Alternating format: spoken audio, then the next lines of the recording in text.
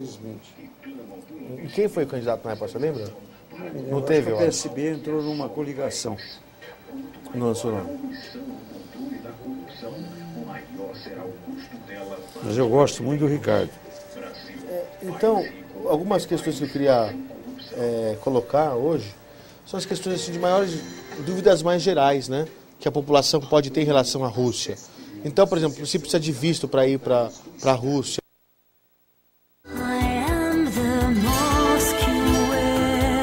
It's me they hear, my spirit and my voice in one command.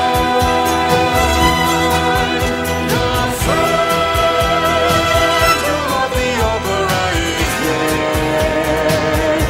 inside my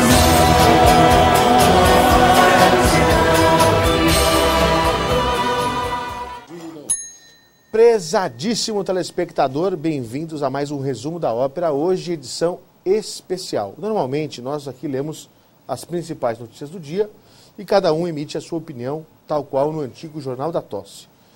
Temos uma bancada bastante preparada para tal, contudo, porém, entretanto, nós vamos dedicar o programa de hoje às relações bilaterais Brasil-Rússia. E para isso nós temos a alegria e a satisfação de receber o Dr. Mikhail Troiansky, cônsul-geral da Rússia em São Paulo, embaixador. Um grande prazer recebê-lo. Muito boa noite. Ok, muito boa noite. Também está conosco Jacob Pinheiro Goldberg, doutor em psicologia. Uma alegria também tê-lo aqui conosco. Boa noite. E Alex Sonic, jornalista, que já faz parte da nossa mesa de debates. Boa noite, muito obrigado pelo convite. Ok. Eu vou começar, doutor Mikhail, fazendo aqui algumas perguntas que são, creio eu, dúvidas gerais dos brasileiros em relação à Rússia. A primeira questão é, muitas vezes as pessoas confundem Rússia com União Soviética. Não, a União Soviética e a Rússia é tudo a mesma coisa, né? Eu queria que o senhor falasse um pouco a respeito do tema. Eu queria franquear o nosso programa ao vivo, o telefone 3877-0078, para que o telespectador também pudesse ligar, se pronunciar e tirar aí dúvidas a respeito da Rússia.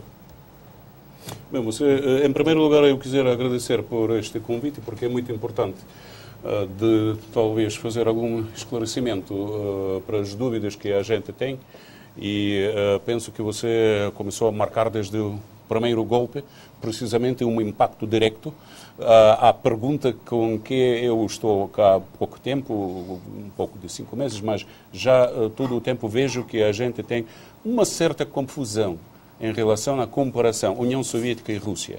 Se eu tivesse dito somente que são duas coisas absolutamente diferentes, quero dizer que não diria nada. Mas, por outra parte, num só programa da televisão, explicar a diferença também é quase impossível. Por isso, então, só quero afirmar, dar alguns pontos essenciais. Já passaram 20 anos, 21 anos, se ser mais exato, a partir de 12 de junho deste ano, seria já 21. Mas, para a história, eu penso que vamos operar com términos de 2 décadas. Assim melhor. 2 décadas para a história é um tempo muito curto.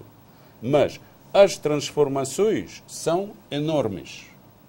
Eu dividiria por 2 etapas. Etapas dos anos 90, que era um tempo muito difícil para nós, que dá até pena de lembrar tudo. Bem, dizer em 2 palavras, desmembramento do Estado. Golpe de consciência de uma enorme quantidade de gente que vivia no território que era a União Soviética. Divisão por 15 Estados independentes. Imagine, uma grande quantidade de gente que ficou fora das fronteiras da Rússia e para o dia de manhã acordaram-se sendo estrangeiros. Etc, etc, etc, no seu próprio país, etc, etc, etc. Isto desde o ponto de vista moral, mas década de grandes frustrações económicas, porque a gente pensava que, finalmente, Já nos acordamos num país que é o país capitalista. E então tudo vai cair do céu. Porque a gente já há 75 anos não sabia o que era o capitalismo. Só através da propaganda, que era sempre uma formação dos estereotipos negativos. O doutor da psicologia sabe perfeitamente como fazem estas coisas. Por outra parte, uma falta da política interna, uma falta da política, quase falta da política externa. Quer dizer, tudo dependia de outra gente. Por quê? Porque era o caminho das provas, erros. Quer dizer, alguma gente que entrou acima no poder pensava que era laboratório. Para um país como a Rússia, imagine, um laboratório. Quantas vezes pode-se fazer um laboratório de nós? Já, chega. Em 1917 já foi feita a primeira prova de laboratório. Então, eu espero que em 1991 era a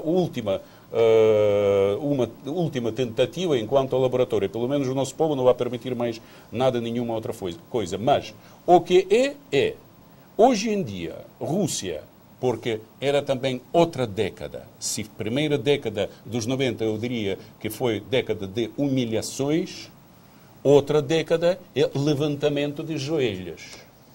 Outra década de, a partir de 2001 até os dias de hoje, com grandes passos, nós em só 10 anos fizemos um caminho enorme. Eu me refiro também à criação do Estado democrático, de direito. Por favor, eu sei de antemão que agora vão telefonar muita gente perguntando, mas que democracia vocês têm? Que alguém mais faça a democracia não em 200 anos, como outros países, não em 150 ou 180 anos, mas só em 10 anos. Que façam esta prova, por favor.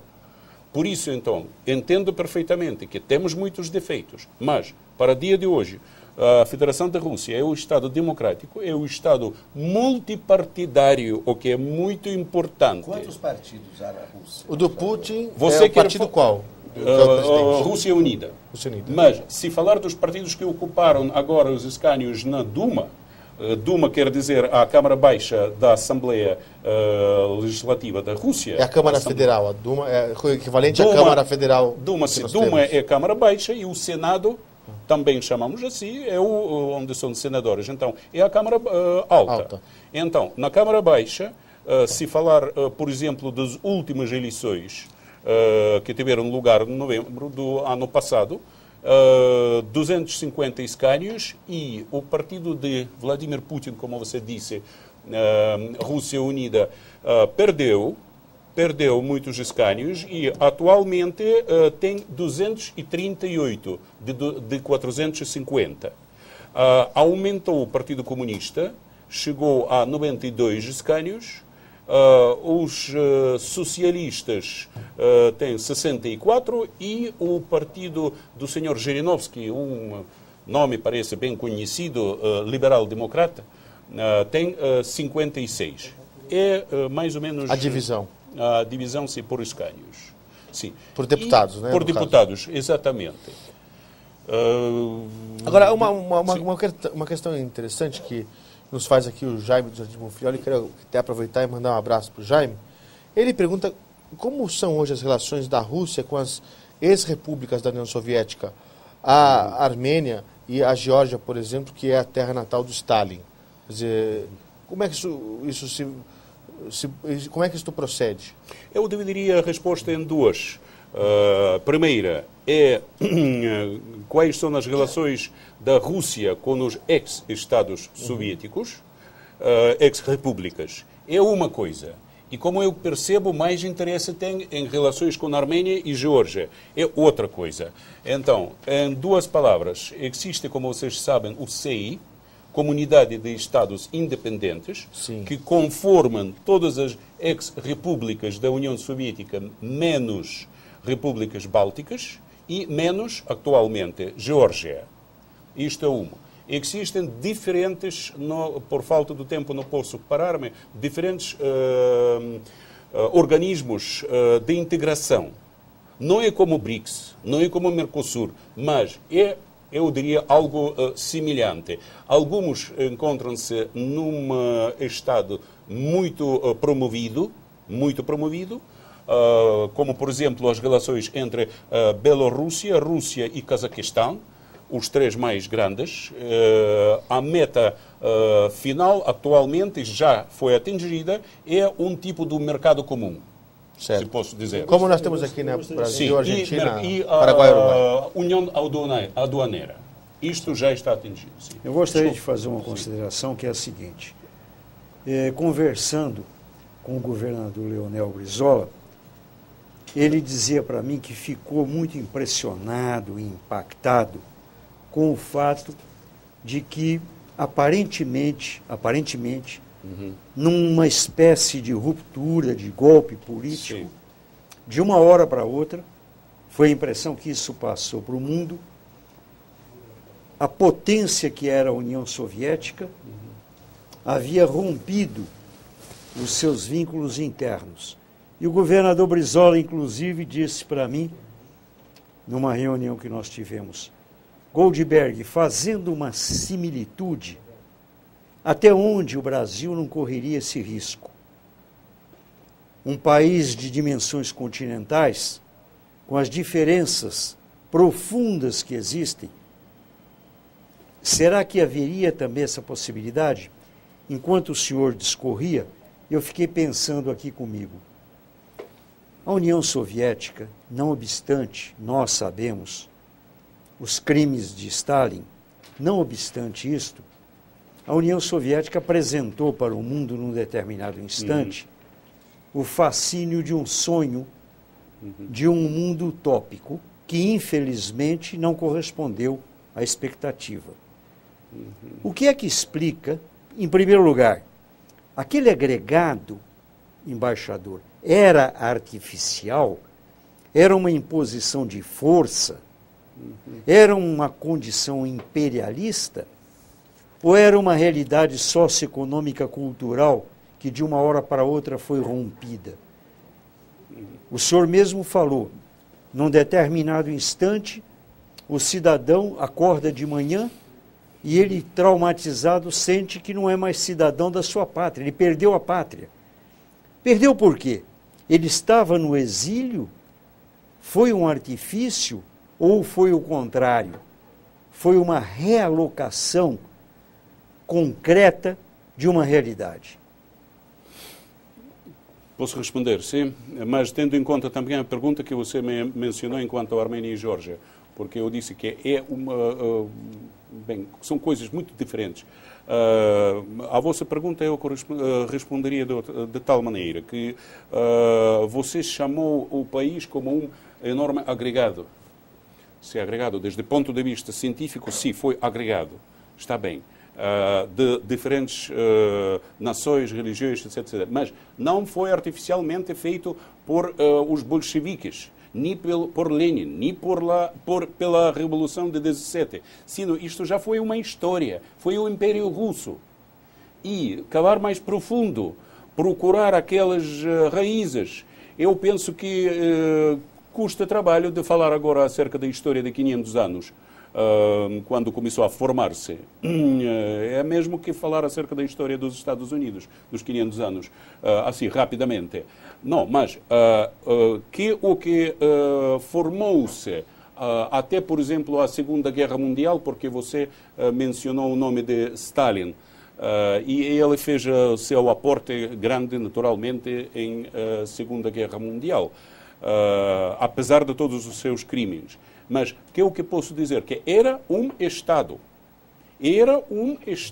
grande, mas qual foi, a meu parecer muito pessoal, um dos erros que foram cometidos desde o início pelo mesmo Stalin? A formação das repúblicas nacionais, que nunca havia no Império Russo. E, a propósito, eu não apoio ao Sr. Zhirinovsky, mas ele precisamente sempre falando dos grandes erros do passado, ele disse que não tinham que mudar a essência do Estado com a divisão por apartamentos nacionais. podemos explicar-nos assim. Apartamentos nacionais, aqui os armênios, aqui aqueles, aqui etc, etc. Tudo foi um grande país, um só. Mas a história é a história e os fatos são assim como são. E temos que admitir aquilo o que hoje em dia temos. Temos diferentes países soberanos, independentes absolutamente, e Rússia como um país que reconhece a soberania de todos estes países. Por outra parte, falando também e respondendo, aproveitando o tempo, à pergunta em relação à Arménia e Geórgia, posso dar as respostas seguintes, segundo a minha opinião. O que se refere à Arménia, primeiro, é um membro de todos os organismos integracionistas que hoje em dia tem CEI, Comunidade de Estados Independentes. Repito esta abreviatura. Sim. Participante muito ativo e é um dos aliados da Rússia mais próximos que existem hoje em dia. É precisamente a Arménia. Por outra parte, posso lamentar, como lamentamos, daquilo o que ocorreu com Geórgia. Mas não são georgianos, não é questão de Geórgia, é questão de uma só pessoa.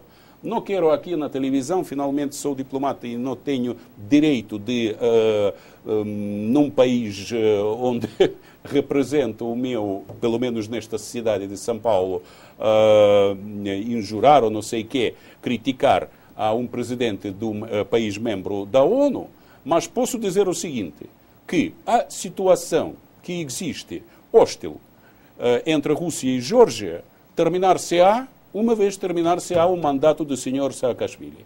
Todo o que tem lugar hoje em dia é a culpa direita dele. Ok, o senhor já fez aí uma explanação muito rica e quero lhe dizer uma coisa, doutor Mikhail Troiansky. O assunto tem aí despertado o interesse do telespectador que está ligando e fazendo várias perguntas, muitas delas alvissareiras. Como, por exemplo, a do Márcio do Morumbi, que diz o seguinte: todo mundo sabe que a Rússia gastou muito dinheiro com armamento nuclear. Agora, a Rússia passa por dificuldades financeiras. Será que não existe o perigo de haver contrabando de urânio e ele cair em mãos erradas para que possam fazer a bomba atômica? Senhor Márcio. Márcio, sim. Márcio, quero tranquilizar-lhe. Não há nenhum problema enquanto às finanças. Rússia, para o vosso saber, é o terceiro país no mundo com as reservas de ouro e divisa. Atualmente são 518 bilhões de dólares reserva nacional da Rússia. Maior que o Brasil. Maior que a do Brasil. O Brasil é 350 bilhões de dólares. Por isso digo que a Rússia é o terceiro país, depois de China e Japão, em reservas na divisa e ouro, repito. Mas, o que se refere parece que você derrima desta pergunta a segunda, porque há dificuldades, então alguém tem que furtar urânio e vendê-lo no... Por favor, veja menos os filmes de Hollywood. Obrigado. menos CIA e KGB. Agora, olha só, o Marcos do Butantan pergunta: o Estado russo está assumindo e indenizando as violências sociais e políticas cometidas pelo comunismo da então União Soviética? Como aqui no Brasil você tem as indenizações para aqueles que passaram por torturas e tudo mais durante o período de exceção, que foi o período militar, se lá existe alguma coisa parecida na Rússia. Bem, a estrutura e a essência do Estado russo hoje em dia é absolutamente outra, repito. E nós condenamos já não sei quantas vezes, tanto através da Duma do Estado, quer dizer, do Parlamento, tanto através das nossas mídias, que são muito agudas e muito criticantes, todos os crimes do passado. Os crimes do passado são os crimes do passado. E nós absolutamente condenamos tudo aquilo que foi cometido, como o doutor já perguntava, e falando de Stalin diz que era criminoso. Sim, era. E que mais? que penso que, eu percebo que há muita gente que não estará de acordo comigo, mas, por favor, eu penso que ele matou não menos que nós perdimos durante a Segunda Guerra Mundial. Agora eu gostaria também de esclarecer o seguinte... Nos campos da concentração. Eu gostaria de esclarecer o seguinte. Talvez eu não tenha me explicado suficientemente. Como o senhor diz, televisão, ela depende muito de tempo. É um ritmo muito rápido, não é? Talvez eu não tenha me explicado bem. Eu não me referi a Stalin como criminoso.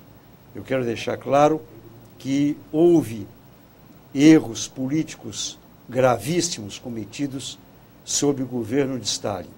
Mas eu quero deixar muito claro que Stalin exerceu um papel histórico extraordinário na luta contra o nazismo, manteve a chama acesa das possibilidades de modificações sociais nos sonhos socialistas do mundo inteiro. Então, a minha posição em relação a Stalin não é a posição da direita raivosa. A minha posição é de compreensão do fenômeno Stalin. Eu acho que é um fenômeno extremamente complexo. Eu acho que não é possível fazer a equivalência entre Stalin e outros criminosos de guerra, Hitler, principalmente do regime nazista. Um era um regime genocida. O outro cometeu erros políticos gravíssimos e realmente eu me congratulo com a mudança democrática da Rússia. Acho importantíssimo esse conserto, mas realmente não me sentiria politicamente, ideológica e filosoficamente à vontade, esquecendo os anos da minha infância, em que eu corria na cidade onde eu nasci, em Juiz de Fora, com as flâmulas do Partido Comunista e de Stalin como a esperança na luta contra o nazismo. Há quem diga que Stalin foi quem fez o povoamento da Sibéria. Mas eu não vou entrar no tema porque é polêmico. Essa questão é muito polêmica de como é que Stalin é visto pela história. Mas também, uma história em compensação, segurou os exércitos nazistas em Stalingrado. Em relação à Europa, em relação ao avanço alemão. E custou milhões de vítimas, como disse o Dr. Mikhail. 6 milhões, não é? 11 milhões de russos morreram, não é, na Segunda Guerra Mundial? Foram sacrificados durante a guerra. Sim. Brevemente, primeiro, os erros, como você disse, políticos de Stalin custou ao nosso povo pelo menos 20 milhões de vidas. 20 milhões. Isto já, não mais comentários. E o que perdimos durante a Segunda Guerra Mundial são 27 milhões. Então pode imaginar que perdas teve o nosso povo, tanto por erros políticos, como pela guerra. Como pela guerra. Claro. Sim. Eu queria chamar a atenção de todo mundo para a mudança de posição, né? Antigamente a gente não via um diplomata russo querendo se comunicar, querendo contar sobre a Rússia. Era muito mais fechado do que hoje. E hoje nós temos aqui o cônsul-geral de São Paulo falando abertamente sobre a Rússia, sem nenhuma censura. Porque isto é a Rússia de hoje. Mas esse é o exemplo, ele mesmo mostra como é a Rússia hoje. Eu queria aproveitar para perguntar sobre a Rússia de hoje, que tem muitos mitos em relação à Rússia, como, por exemplo, muita gente nem falava em ir à Rússia porque imaginava o seguinte, mas deve ser tanta burocracia. Por exemplo, para você ir para os Estados Unidos, agora está ficando mais fácil, parece que vai até ter a extinção do passaporte. Passaporte não, do visto. Mas no passado já foi mais difícil ir para os Estados Unidos. Então, imaginava-se o seguinte, se é difícil ir para os Estados Unidos, que é um país, entre aspas, aliado do Ocidente e tudo mais, o que se dirá ir para a União Soviética de então? E eu lhe pergunto, como é que funciona hoje para o brasileiro que quer ir para a Rússia? Ele encontra dificuldades, precisa de muitos vistos, demora para esse visto sair, como funciona? Bem, possivelmente nós mudamos com os nossos sócios norte-americanos dos lugares. Em relação ao Brasil. Está mais fácil então do que ir para os Estados Unidos? Quer dizer, você não precisa nenhum visto para ir à Rússia se você vai de turista, Bem, turista é uma palavra muito ampla. Porque quando me perguntam se eu necessito ir a uma empresa, uma usina, para ver se posso comprar um equipamento, etc., maquinaria, etc., etc., necessito ou não, eu digo, eu não ouvi nada, você vai de turista. E vai embora para 90 dias sem visto nenhum, sem burocracia nenhuma. Mas, naturalmente, se vai para trabalho, aí vai ter um visto de trabalho. Como temos atualmente, é um boom dos futebolistas brasileiros nos equipes russos. É mesmo? Sim. Muitos. Kiev, já que a é gente ouve muito falar da moda. muito, né? O time de Kiev, que a gente ouve falar muito. Em Kiev. Kiev. Vários. Vários. Quais são os principais, jogadores principais times da Rússia, para a gente lembrar aqui para o telespectador? Kiev é a capital da Ucrânia, por isso eu não falo de Kiev. Mas Kiev tem um bom Dinamo de equipe, Moscou. Dinamo de Moscou. Mas os futebolistas brasileiros, eles sempre... Não são eles não pedem nada. São os clubes que nos enviam os pedidos, solicitudes para vistos de trabalho. E já estão vivendo lá, vivendo com suas famílias brasileiras, em diferentes cidades. Até agora, bem, estás debut, eu não recebi nenhuma queixa por ninguém dos futebolistas, pelo menos, porque eles gostam muito de jogar junto com os seus companheiros dos equipos em Rússia e recebem um bom salário, desculpe. Já tudo é comercializado. Também, enquanto as... Está inflacionado também o salário lá, é isso? Não é? Como? Está inflacionado o salário. Não é só aqui que se ganha muito bem ou na Europa. Na Rússia também já estão pagando altos salários para o jogador de futebol. Para jogador de futebol pagam altos salários. Doutor Mihail, a Rússia é misteriosa? Misterioso? Existe no imaginário brasileiro a ideia de que a Rússia tem algo de fantasmático. O senhor que é psicólogo sabe, provavelmente, que para o Ocidente em geral existe essa ideia de introspecção, algo de Dostoiévski, alguma coisa que fica entre o místico, o simbólico e o imaginário.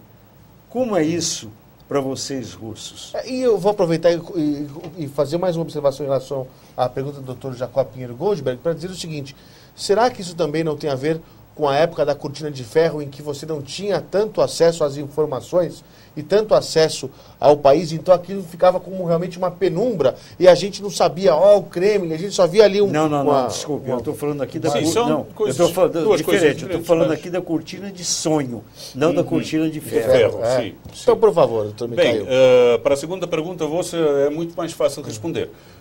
Mas para você é mais difícil, por quê? Porque entramos num bosque filosófico e psicológico, naturalmente, de distinguir, como você chama, finalmente o fenômeno chama-se a alma russa. A alma russa, foi a expressão que eu pensei. Mas se você pensa que eu posso interpretar o que é a alma russa, está enganando-se muito.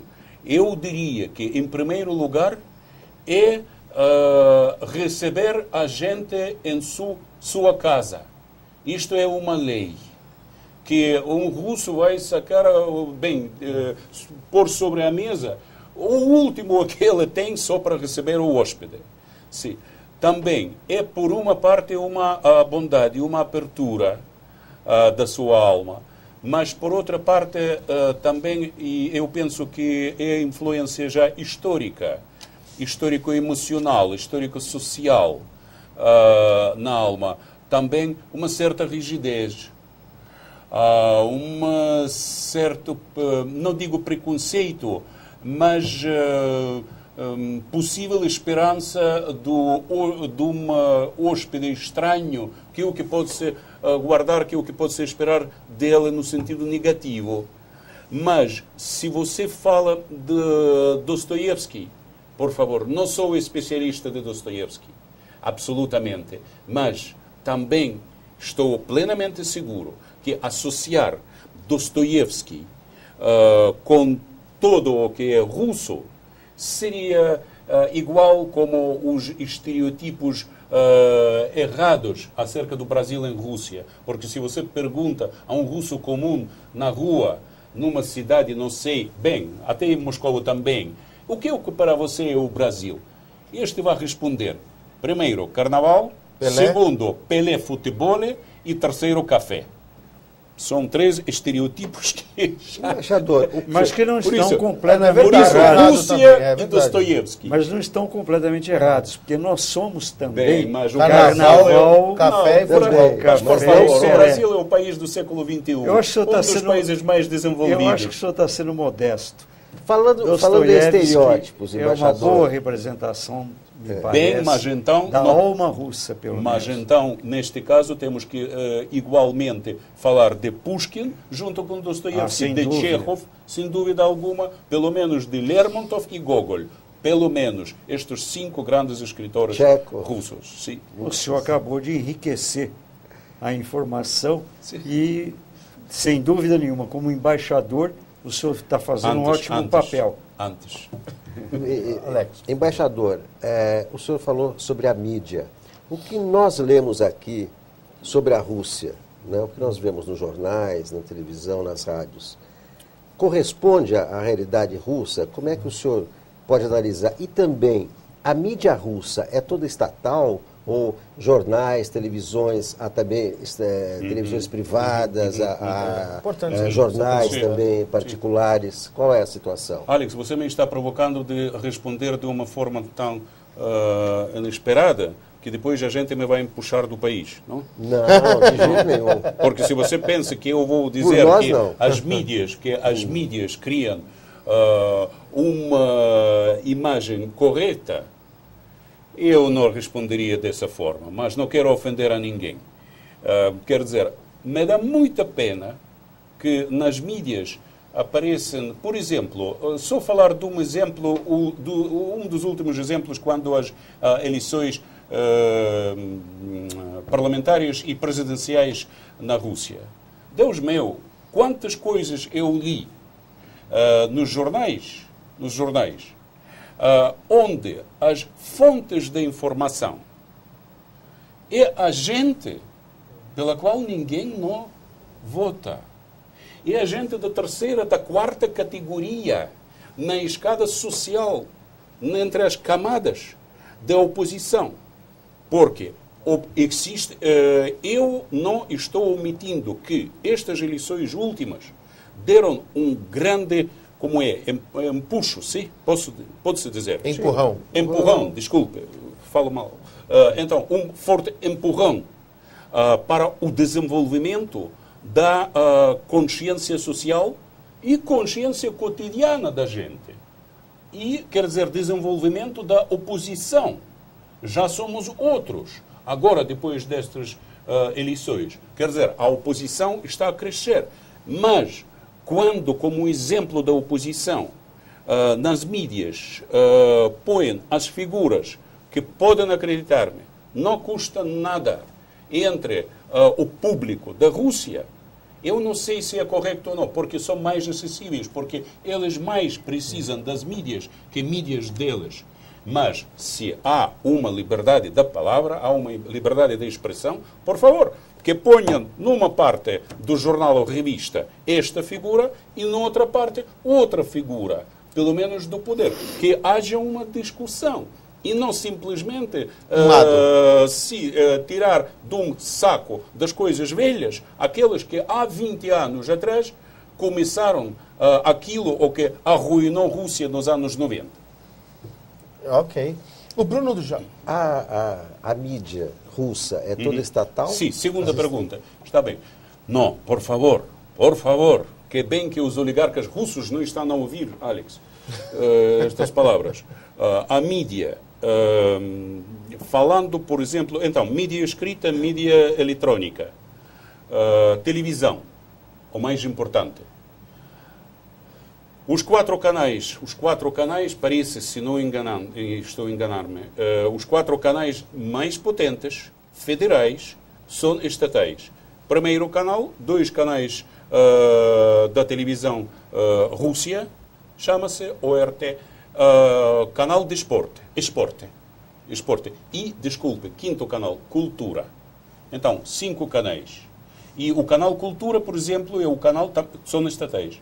O canal Cultura é o canal que nunca dá nenhuma publicidade.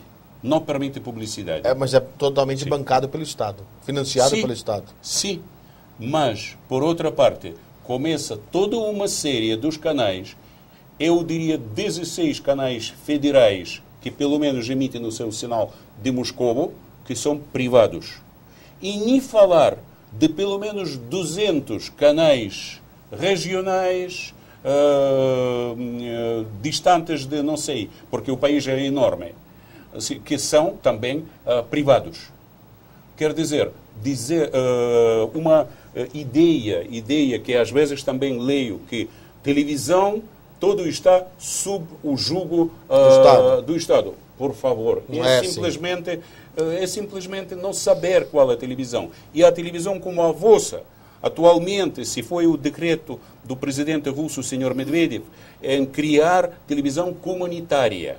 E há muitas discussões atualmente acerca desta televisão. Em primeira etapa será o orçamento do Estado, para, penso, 2 anos. Durante estes 2 anos, formação de um fundo dos privados, de mais diferentes tendências, conselho dos jornalistas, para que cada tendência esteja presente.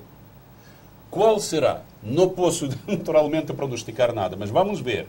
É um passo muito importante, pelo menos nas nossas mídias, considera-se como um passo muito importante.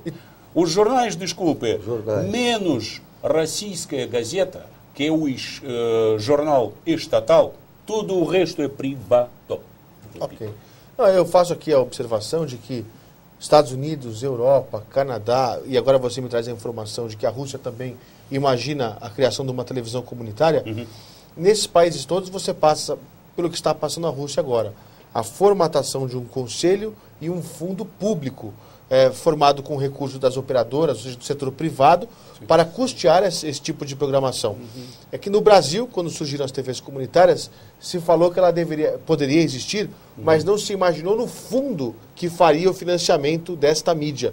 Então, é uma grande discussão que vivemos até os dias de hoje e estamos aí trabalhando para avançar neste debate com a BCCOM, que é a Associação Brasileira de Canais Comunitários, e a CESP, que é a Associação dos Canais Comunitários do Estado de São Paulo.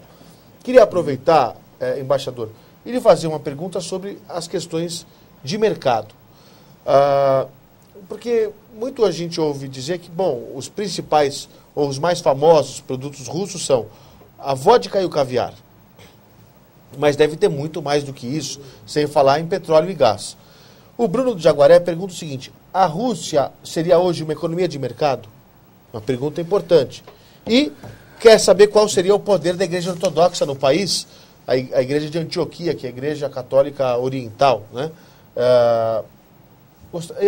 E um registro da Mara, do Brooklyn, que fala o seguinte: parabéns ao cônsul, seu português é ótimo, e parabéns pela entrevista, aí despertando a atenção dos brasileiros de São Paulo que acompanham a nossa programação especial com o embaixador Mikhail Troiansky, cônsul-geral da Rússia em São Paulo. Bem, em primeiro lugar, quisera agradecer a Maria, mas toda a gente aqui no Brasil, você percebe, critica pelo meu português, porque a pronunciação é outra. Bem, não importa, mas de toda forma, obrigado. O que se refere a outra pergunta. Sabe, muitas vezes interveio aqui e antes, bem, no outro lugar do meu trabalho, nos últimos 5 anos, até o final do ano passado, noutro país, mas sempre depois da intervenção nas universidades, eu me chocava com uma pergunta no fim. Quando estás a falar de uma Rússia nova, da economia do mercado, que já não sei o que não está privado no nosso país, porque 97% do tudo já está privatizado. E no final das conferências, talvez porque sou muito mau conferencista, a gente me pergunta: faz favor, e a economia de mercado, isto já é a economia russa ou ainda é a economia centralizada? Qual é o problema? O problema é um só.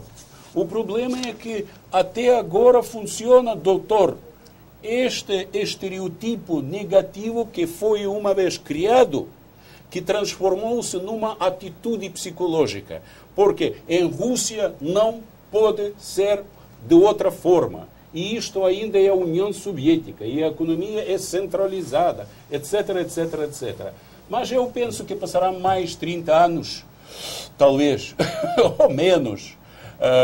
Até que se perceba que a Rússia sim, é economia de mas, mercado. por outra parte, que bom que toda a gente que está incluída, os russos que estão incluídos na revista Forbes, e ocupam muito bons lugares. Os mais E ricos. temos, eu não sei, 17 bilionários, entre eles um senhor Prokhorov, que queria ser o presidente da Rússia, e ocupou atualmente, ele tinha, terceiro lugar.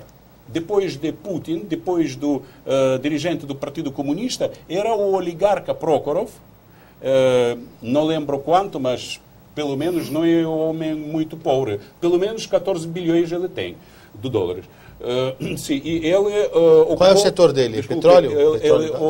Não, níquel. Níquel. Ah, certo. Exatamente. Mineração. Mineração. Desculpe, ele tinha 7%. 7%. Dos Ele votos. só fez primeiro passo, o oligarca. E 7% já dos votos. Quer dizer, as forças de direita, se vamos julgar desde o ponto de vista clássico da história francesa, então as forças da direita e os partidos de direita acumulam também o seu potencial. Por isso, falar se é economia de mercado ou não é de economia de mercado, já este tempo passou. É a economia de mercado. E a Igreja Ortodoxa? Igreja Então, Ortodoxa. mas eu só Obrigado. queria, antes, complementar, dizer o quanto me agrada ouvir o senhor reiteradamente usar a expressão oligarca. Me agrada extremamente. Eu quero que o senhor saiba que esta posição, o telespectador sabe disso, é uma posição contrária a essa concentração brutal de riqueza, que é uma concentração desumana e que a gente sabe que acontece, não só na Rússia, mas também no Brasil. Bem, eu não tinha não queria introduzir nenhuma definição negativa neste fenómeno e nesta palavra, neste término, mas saiu automaticamente. Inconscientemente a gente compreende isso. O doutor Mikhail, oligarquia Então, em qualquer lugar, sim, em qualquer língua, sempre é oligarquia. acordo, É o poder de poucos, sobre muitos. Exatamente. Ao que se refere A à Igreja Igreja Ortodoxa. Bem, é parcialmente uma resposta à pergunta do Dr. Jacob. Por quê? Porque, enquanto a alma russa, sabe que nós temos uma, não sei como expressar-me, mas talvez uma fã, ou uma coisa que aqui está dentro de nós. Somos a gente que, hoje em dia, negamos tudo, como os nihilistas de Turgenev. Ao dia seguinte, estamos a admirar Crédulos. exatamente outro fenômeno que foi proibido como a maçã proibida. Então, imagine que 75 anos a Igreja Ortodoxa Russa encontra qualquer igreja de 4 religiões principais que existem no nosso país. Se não ofender a nenhuma das religiões outras, mas 4 são religiões principais. Então, cristianismo ortodoxo, depois os muçulmães, judeus e budistas. Budistas. Sim, 4 essenciais. Mas o que se refere a este fenômeno, 75 anos não ouvimos falar nada absolutamente de igreja, porque a igreja encontrava-se Fechada, proscrita. bem, livre constitucionalmente, segundo o artigo da Constituição. Mas não vou explicar, me percebem, somos homens adultos. Na prática não funcionava. Atualmente, e nestes 20 anos, ocupou o seu lugar histórico. Você pode ser crente, pode ser não crente, etc. Mas, de toda forma, temos que respeitar que é a nossa cultura, é a nossa tradição. Quer ou não quer. E a Igreja Ortodoxa Russa faz grande papel atualmente em, sobretudo, educação. espiritual da gente, educação moral da gente. É o grande papel da igreja. Eu gostaria de avançar aqui, franquear perguntas para o Alex Sonic e para o Dr. Jacob Pinheiro Goldberg. Mas uma eu faria em relação ao seu xará Mikhail Gorbachev, que eu ainda não consigo compreender como é que ele é visto pelo conjunto da população em relação ao seu legado. Ou seja, se ele é visto como alguém que acabou com a União Soviética ou se ele é visto como alguém que abriu a União Soviética para o mundo. Quer dizer, qual que é a percepção média do russo? Lógico que tem um que pensa de um jeito, outro que pensa de outro. Mas a percepção média do russo em relação a Mikhail Gorbachev e, na sua opinião, foi ele um estadista? Sabe, É difícil a pergunta, hein? Não é difícil. Não é? Não é difícil. Então, Bem, então, tá bem. Por uma parte, como diplomata, tenho que cruzar os braços e ficar calado. Ou assim, responder brevemente, sim ou não. Mas, sendo também um cidadão do meu país, primeiro eu estou a compartilhar as palavras, uma vez ditas por Vladimir Putin, quando ele, por exemplo, disse que, para ele, uma das tragédias mais grandes do século XX era o desmembramento da União Soviética. Para mim também. Não sei, a gente pode criticar-me ou não, mas eu acho que foi uma das tragédias geopolíticas mais grandes. Isto primeiro.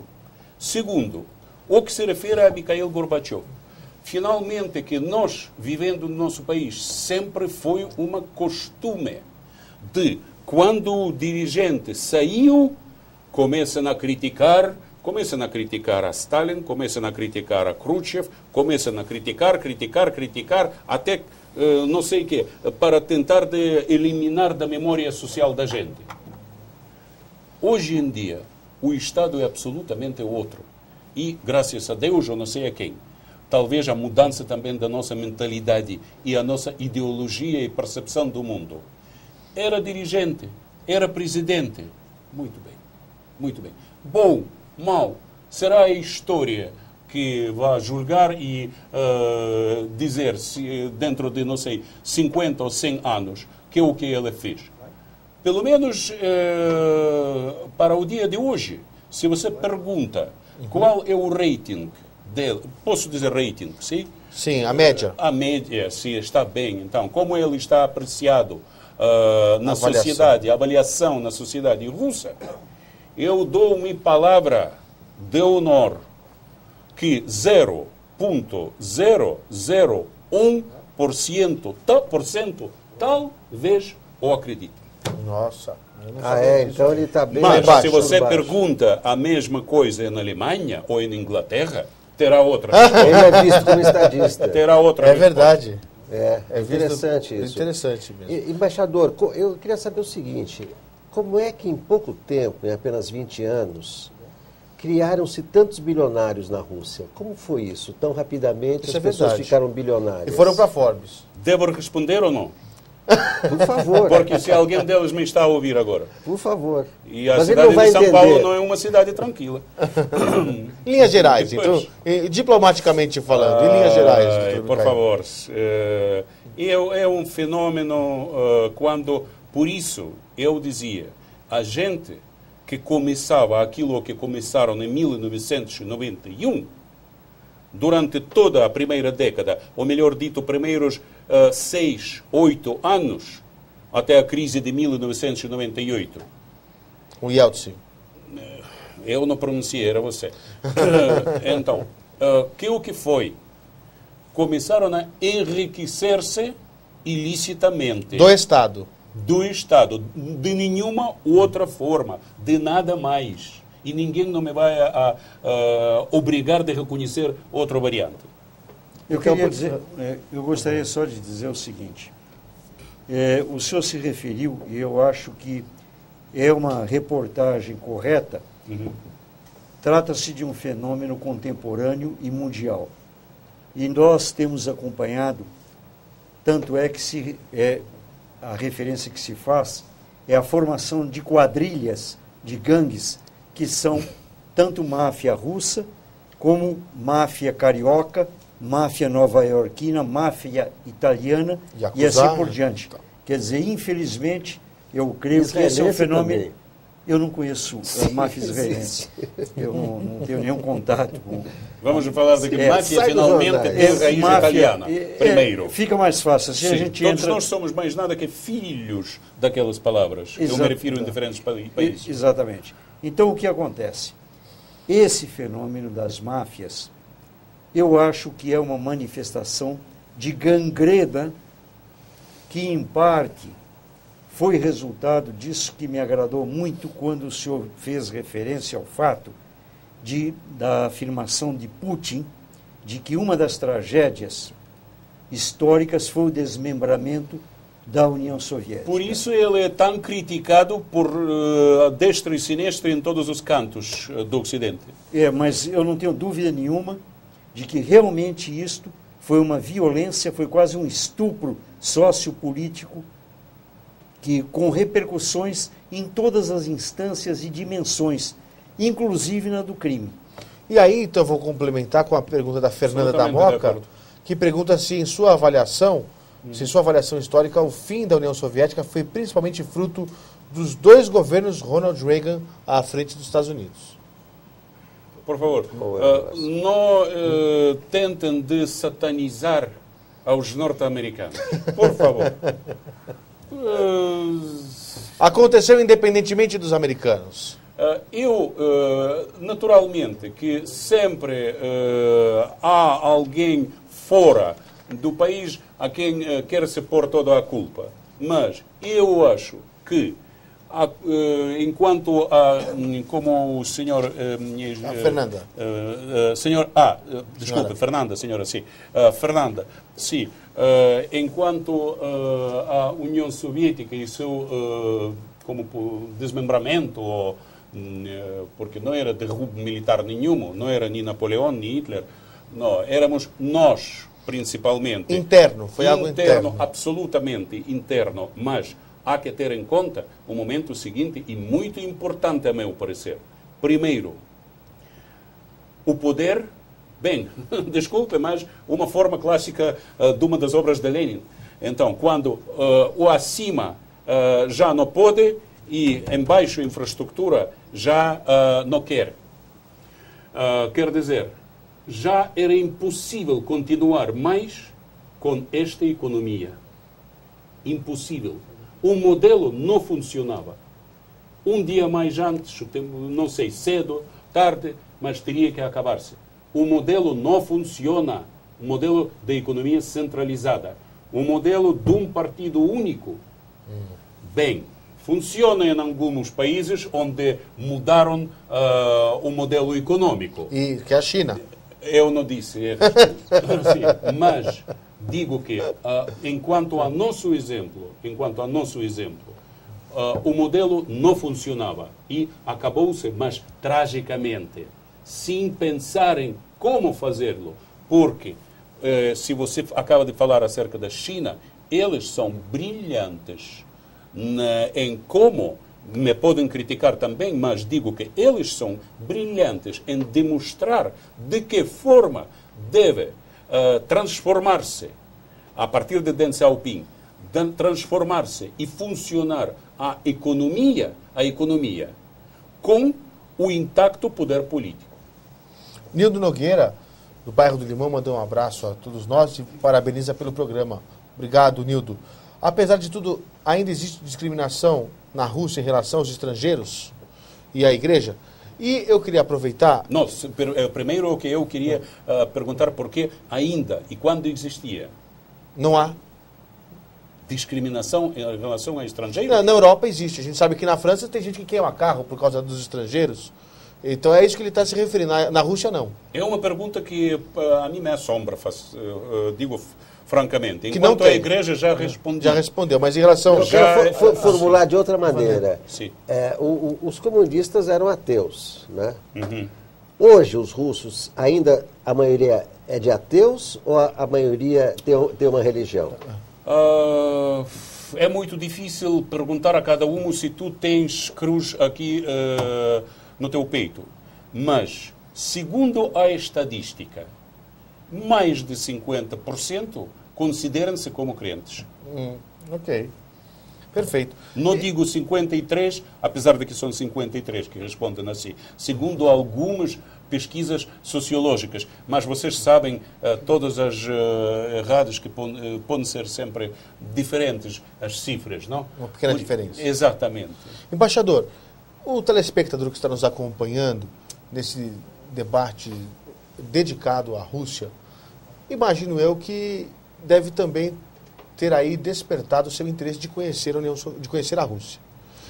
Perdão, é o costume. De conhecer a Rússia. Eu até pediria o seguinte, se um telespectador que estivesse tentando ir à Rússia lhe perguntasse que belezas você me indicaria naturais, que cidades você me indicaria históricas ou com potencial turístico para o turista conhecer, o que você diria para o telespectador que nos acompanha agora? É muito difícil de responder à pergunta, digo-te francamente. Por exemplo, todo mundo quer conhecer o Kremlin, por exemplo, que não, mas fica no imaginário popular. Vamos falar assim. Moscou. Eu recomendo, porque o tempo sempre está limitado por, digamos, 10 ou 12 dias ou 2 semanas. Então, recomendo naturalmente ver Moscou, se enumerar tudo, Moscou e São Petersburgo, e chamado anelo histórico à volta, ao redor de Moscou, onde encontram-se as cidades da história russa. E, sem dúvida alguma, ver museus, porque nem falar da Ermitagem de São Petersburgo, ou Câmara das Armas em Moscou, museus históricos e, naturalmente, galerias de pintura clássica, que são em abundância. Isto é, a meu parecer, mais importante. E, naturalmente, ópera e balé. É verdade. O balé, meu Deus do céu, um dos mais importantes do mundo, que fez Bolshoi. o balé Bolshoi, tem a única unidade fora da Rússia é no Brasil. Em Santa Catarina, não é isso? Na cidade de Joinville. Isso. Única escola sucursal do Teatro Bolshoi, da escola do Teatro Bolshoi que existe no mundo. E é verdade que temos uma Casa da Cultura Russa em São Paulo, brevemente? Brevemente, isto temos contigo pôr as velas, não? Na igreja. Mas isto penso que não vai ajudar muito. Quer dizer, se há uma decisão, assim, decisão eu diria principal política na Rússia de inaugurar uma casa de cultura, chamamos Casa de Cultura e Ciência Russa, em São Paulo. Por quê? Porque antes pensava-se na Brasília ou possivelmente no Rio, mas Brasília como capital do país, mas os nossos compatriotas, porque há muitos compatriotas que consideram-se como os de descendência russa. Nem muitos falam russo, ou falam mal, mas consideram-se como nossos compatriotas. E são muitos, são 30 mil, pelo menos. Então, e eles querem ter esta casa cá em São Paulo. Então, penso que um dia mais tarde, ou mais cedo, mas pelo menos em 2, 3 anos, isto eu não quero pronosticar, mas estou seguro que esta casa vai funcionar aqui. Ajudará muito, sobretudo para expandir nossa literatura e cultura. O Carilo do Tatuapé pergunta o que significam as 4 letras que tinham nas camisas da Rússia, na época da União Soviética, que eram dos jogadores de futebol, o RSS. Sim. União das Repúblicas Socialistas Soviéticas. Sim. Como é que se fala isso em russo? Desculpe.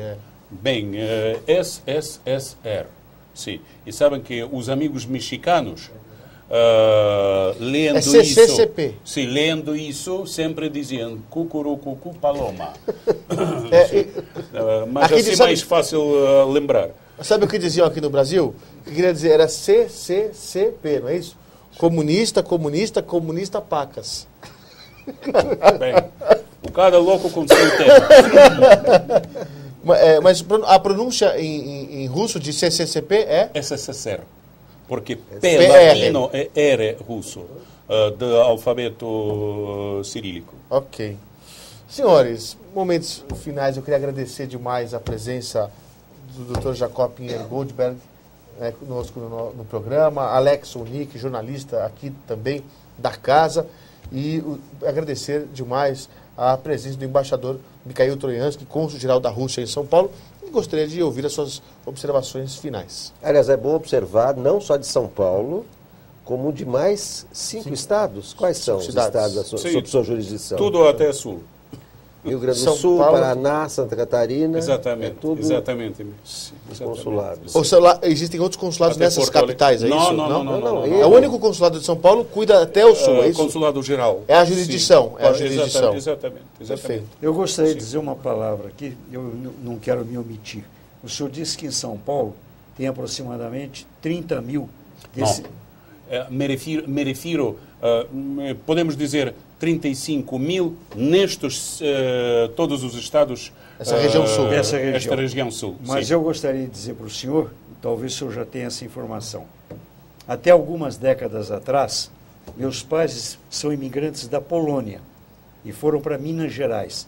Em Minas Gerais, qualquer pessoa que vinha da Europa, principalmente judeu, era chamado de russo. Então, de certa maneira, o senhor me sinta como compatriota. Tá bem. Você é de Kiev? O meu pai morou um período em Kiev. Sim, nós temos muita gente que saiu, eu me refiro entre os compatriotas, muita gente que saíram precisamente também desta cidade. O Jaime do Bonfilholi deixou aqui uma observação que eu faço ao Dr. Jacó Pinheiro Goldberg, dizendo o seguinte: Dr. Jacó, ao que parece, o seu coração tem uma coloração vermelha. É importante lembrar que em 1939, o Stalin e o Hitler entraram em acordo e saquearam a Polônia, dando início à Segunda Guerra Mundial. Lembrando ainda que o povo soviético foi o mais heróico do mundo, já que teve que lutar ao mesmo tempo contra Hitler, Stalin e o rigoroso inverno russo. Está registrado. Realmente o coração é vermelho e Stalin não era o proprietário da esperança vermelha de um mundo mais justo. Hoje eu sinto a Rússia muito mais próxima desse sonho democrático do que sob Stalin. Ok. E, então, agradecendo a presença dos nossos convidados de hoje, agradecendo a você também, telespectador, que participou conosco, fazendo perguntas sobre este tema tão interessante, tão importante, que é a relação bilateral Brasil-Rússia. Eu acho que tem muitas coisas que a gente ainda podia falar sobre, por exemplo, o que o Brasil exporta para a Rússia, o que a Rússia traz aqui para o Brasil, os produtos que vão além da vodka e do caviar, mas nós vamos deixar para uma outra oportunidade, se o embaixador assim aquecer.